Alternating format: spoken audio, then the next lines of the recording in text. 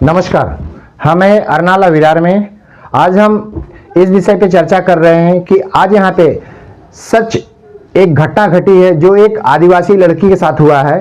लड़की 12वीं पास है, जो यहाँ की आदिवासी लड़की है विरार अरनाला की। उसको कुछ लोगों ने पुलिस की नौकरी का लालच देके उसको विरार से उसको ले जाया गया यहाँ पे विक्रमगढ़ से उसको बहला फुसला के उसको लेके जाया गया पालघर में लड़की के साथ पुलिस की नौकरी देने के बहाने उसके साथ में गैंगरेप किया गया।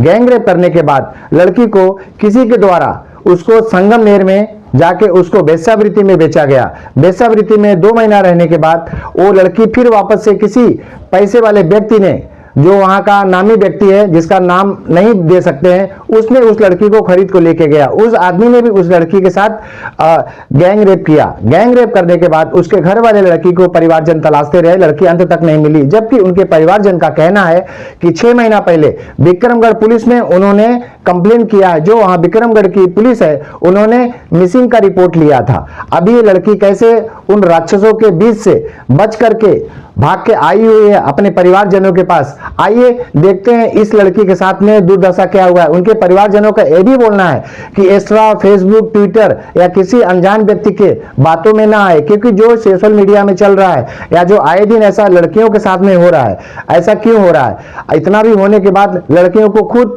अलर्ट रहना चाहिए कि किसी अनजान व्यक्ति के ऊपर भरोसा न करे, न कहीं नौकरी के लिए, न किसी मिलने जुलने के लिए किसी पे भी ट्रस्ट न करे। तो आइए हम उनके परिवारजनों को या उनके संगठन के लोगों के उनकी जुबानी सुनते हैं कि लड़की के साथ साथ में क्या दुर्घटना घटी और लड़की कहां कहां रह के अपनी अस्मिता के साथ खेलती रही और दरिंदों के साथ में पिसती रही, कैसे उसने 6 महीना दिन निकाला है। अभी पुलिस उनके ऊपर जांच कर रही है और उनके ऊपर शिकंजा कस रही है।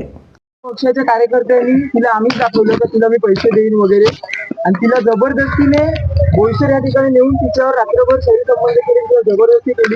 दुसऱ्या दिवशी पुन्हा तिला तिच्या गावामध्ये नेऊन सोडण्यासाठी तिला सांगितलं तुला नेऊन सोडतो, पण दुसऱ्या एका गाडीमध्ये तिला गुंगीचं औषध वगैरे देऊन आणि तिथून तिला म्हणजे विकून टाकली व्यवसाय करण्यासाठी।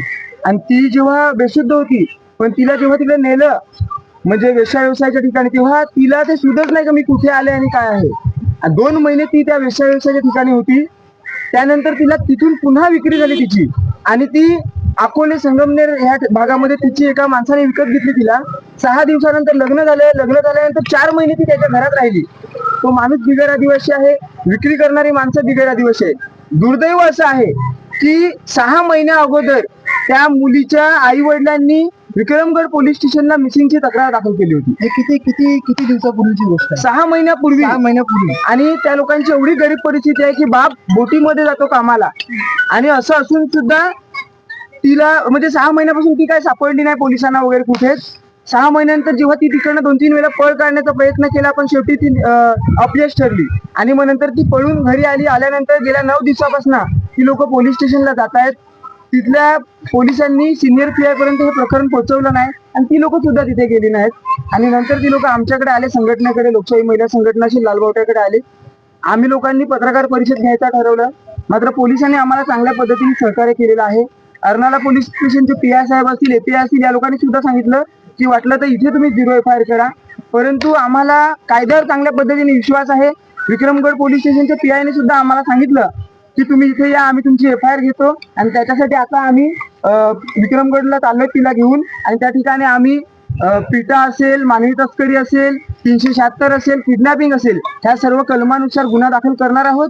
FIR झाल्यानंतर, गुन्हा दाखल झाल्यानंतर आम्ही ह्या विषयावर पत्रकार परिषद घेऊन जगासमोर आणणार आहोत। पत्रकार परिषद घेण्याच्या मागचा 2च उद्देश आहेत की राज्य सरकार सांगताय की लाडक्या बहिणी, पण आताच्या घडीला या लाडक्या बहिणींसोबत काय चाललंय हे सरकारला समजलं पाहिजे।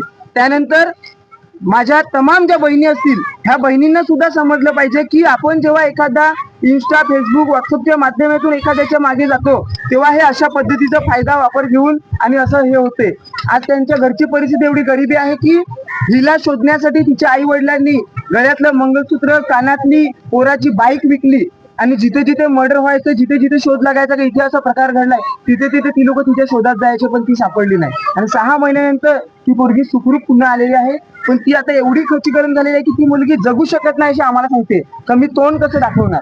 ती आत्महत्या करण्याचा प्रयत्न करत होती, पण आम्ही लोकांनी तिला धीर दिला का तुला चूल झलकारी बनायचंय, तुला झाशी की राणी बनायचंय, तुला गोदूताई बनायचंय, तुला पुलंदेवी बनायचंय आणि त्या लोकांशी बदला घ्यायचा. अशा पद्धतीने तिची मनस्थिती तयार करून आम्ही तिला तयार केलेली आहे आणि आता आम्ही पोलीस स्टेशनला चाललोय.